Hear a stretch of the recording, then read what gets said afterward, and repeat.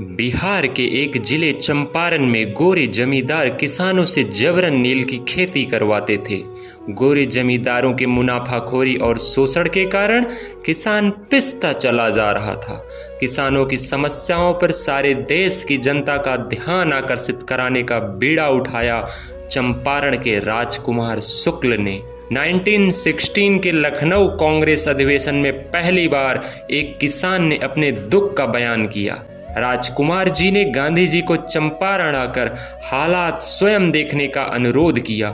राजकुमार जी ने कहा कि मैं नहीं जानता किसानों के इन कष्टों का कांग्रेस में बयान करने पर मेरे वापस लौटने पर क्या नतीजा होगा। गोरे जमींदार मुझे गिरफ्तार करा देंगे। इसके बाद गांधी जी और राजकुमार शुक्ल दोनों पटना गए। पटना में एक जगह थी जहां राजेंद्र प्रसाद रहा करते थे। तो सबसे पहले गांधी जी राजेंद्र प्रसाद जी के घर पर गए। राजेंद्र प्रसाद जी उस वक्त लॉयर थे। जब गांधी और राजकुमार शुक्ल जी उनके घर पर जाते हैं तब राजेंद्र प्रसाद घर पर नहीं होते, उनका नौकर होता है घर पे। तो नौकर राजकुमार शुक्ल को पहले से ही जानता था कि यार ये किसान है जो राजेंद्र प्रसाद जी को हमेशा परेशान करता है। गांधी जी पहली बार आए थे तो नौकर ने समझा कि गांधी जी भी एक किसान होंगे। नौकर आकर कहता है कि हाँ भाई क्या चाहिए। गांधी जी कहते हैं मैं राजेंद्र प्रसाद जी से मिलना है। नौकर कहता है अभी वो आउट ऑफ टाउन गए हुए हैं, तो आप लोग बाहर जमीन पर बैठ जाओ, जैसे ही आएंगे मैं मिलवा दूंगा। गांधी जी को ऑकवर्ड फील होता है कि यार मुझे जमीन पर क्यों बैठा रहा है, पर गांधी जी बैठ जाते हैं। थोड़ी देर बाद गांधी जी को प्यास लगती है। पास में ही एक कुआं होता है। गांधी जी कुएं के पास जा रहे होते हैं, तभी नौकर उनको अगर रोकता है और कहता है मैं तेरे को पानी पिलाऊंगा। तो नौकर दूर से पीछे करके गांधी जी को पानी पिलाता है। गांधी जी को बड़ा ऑकवर्ड लगता है कि यार मुझे कुएं के पास नहीं जाने दिया। गांधी जी राजकुमार शुक्ल से पूछते हैं कि यार ये क्या सीन है।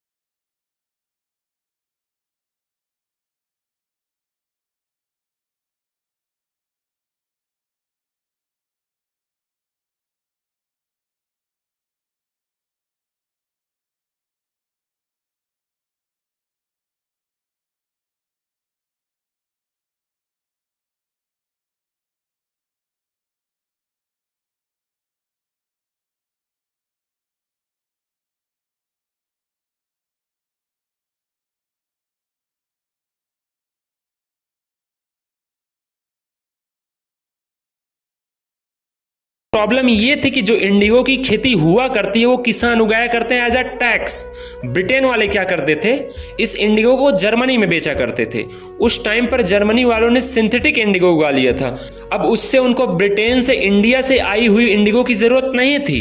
इट मीन्स साफ तक इंडिया में अब इंडिगो की जरूरत नहीं है। तो ब्रिटेन वालों ने इंडिया वालों से कहा कि अब आप लोगों को इंडिगो नहीं उगाना। इंडिया वाले खुश हो गए कि चलो यार, अंग्रेज कुछ तो सोच रहे हैं हमारे बारे में। अगर आपको इंडिगो नहीं उगाना तो आप इतने रुपए दे दो और हम आपको इंडिगो से छोड़ देंगे। किसानों ने सोचा कि यार दे दो पैसे, कम से कम इंडिगो से तो बचेंगे। कुछ दिन बाद पता चला किसानों को कि अगर यार हम पैसे नहीं देते फिर भी ठीक हो जाता, क्योंकि जर्मनी में ऐसा ऐसा सीन हो गया है। तो ये भी एक सीन था कि हमें वापस पैसे चाहिए। तिनकठिया कानून के सिलसिले में अंग्रेज सरकार ने बहुत दांव पेच खेले, किसानों को डराया, अपनी तकलीफें बताने लगे। गांधी जी, मेरे सारे परिवार से जबरदस्ती हो रही है। मेरे छोटे छोटे मासूम बच्चों से सरकार अपनी खेती में मुफ्त काम करवाती है। मेरी बीवी मेम साहबों की चाकरी में दिन रात एक कर हमारा न्याय हो। धीरज रखो भाई, हम तुम्हें न्याय दिलवाने ही तो आए हैं। पर मैं गांधी जी, मेरी सुनिए, अंग्रेज सरकार मुझसे बेगार तो लेती ही है, हम पर मनचाहे टैक्स भी लगाए जाते हैं। चाहे हमारी फसल हुई हो या उजड़ गई हो, इनके टैक्स के खाते में हमारा नाम जरूर होता है। मुझे देखिए गांधी जी, अंग्रेज सरकार के अत्याचार मेरे चेहरे पर लिखे हैं। मुझसे बोझा उठवाया जाता है, मजदूरी का पैसा नहीं मिलता।